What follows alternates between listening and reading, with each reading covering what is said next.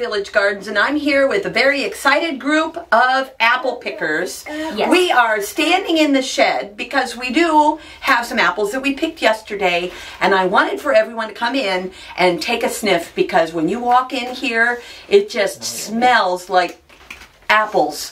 And you totally cannot find apples like this in the grocery store that give off such a luscious aroma, and their flavor just cannot be beat. This is our last big harvesting event for the season. While there are other things that can be harvested, we've got some fall squash and that kind of stuff that's coming on. The apple picking is like the last big gardening event that we do, and a lot of our work that we'll be doing this fall will be in preparation for next spring. One of the things that I wanted to talk about today was I am looking at my apple tree. We noticed that we had a lot of leaves, leaf loss near the bottom of the tree. I would say that the tree had its struggles this year. We've had some lack of rain and things like that.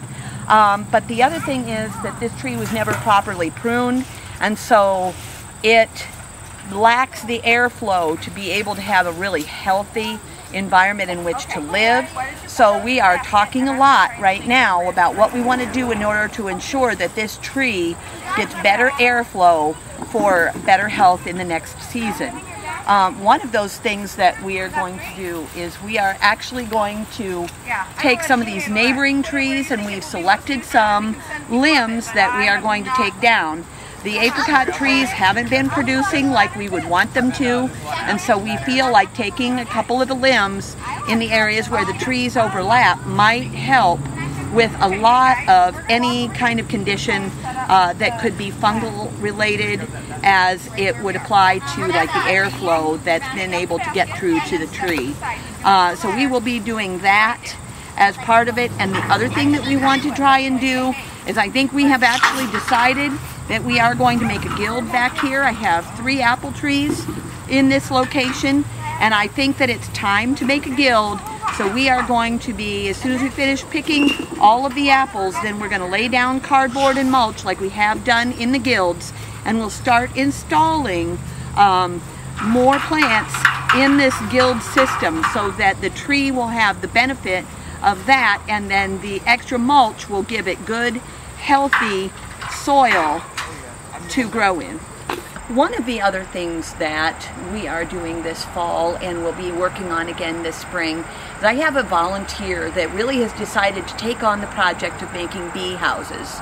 Now, honeybees have their own particular setup that is individual to them, but honeybees are not native to this area, and there are many, many native pollinators in this area. So we want to make sure that we're providing the appropriate kind of housing for some of these other pollinators.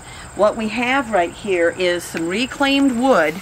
This is going to become part of the project to build the bee houses so that we are providing homes for them, and in return they will come in and they will take care of pollinating all of our areas that are planted. The other thing that we try to make sure that we're doing in this space is being aware that the honeybees are going to take a certain amount of pollen and provide competition for the native bees. We want to make sure that we are planting amply many things that will provide food so that all pollinators will have enough. One of the things that we're trying to do is we're trying to do lots of things in permaculture style.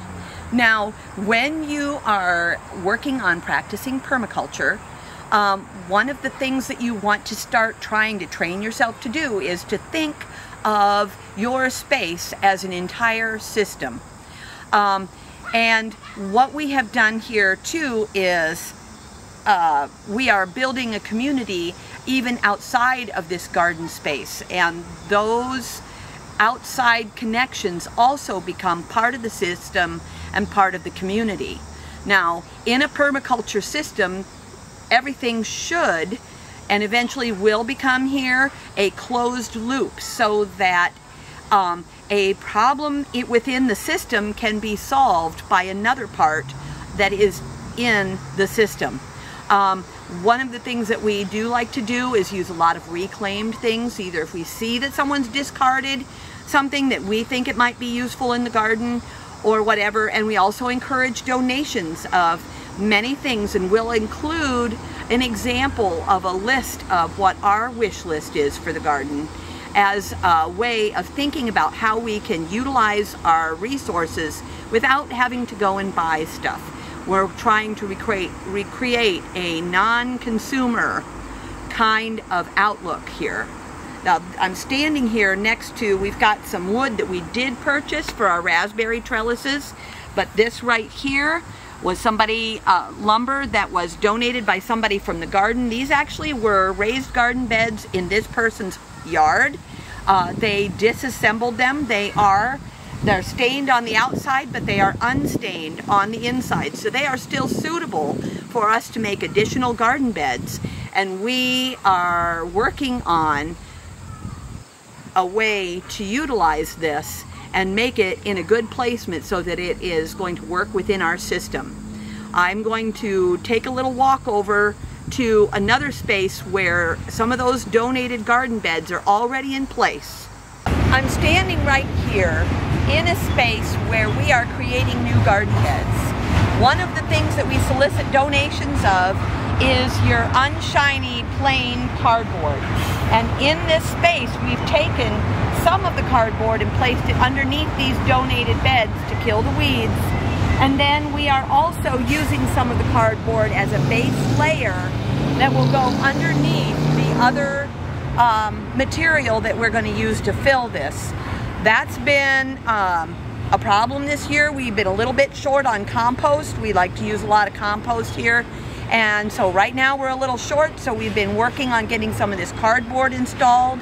The season will bring snow, hopefully, and maybe some more rain, hopefully, and that will moisten the cardboard and get it started in its decomposition process. And then we should be ready to fill these up and plant in the spring. So I'm standing here in front of the Guilds. I talk a lot about the Guilds. I totally love trees, and I like the way that the Guild takes the trees and the other plants in the garden and helps them to work together to create a system where everyone can thrive. What I've got in this jar is probably a good share of the seed heads that we harvested from the bee balm this year. That is a native plant for this area, and what I'm doing with these is I am going to shake this all up. We can see how much of the seed is going to come out. Then we will take this and we will cast the seed heads out in case there's any extra seed, but we'll also cast out all of the seed that's accumulated in the bottom. We'll do that in the new Guild with the apple trees, and then there are many of the Guilds back here that didn't have any bee balm at all. This is a really important native plant, and we're going to make sure that it's growing everywhere.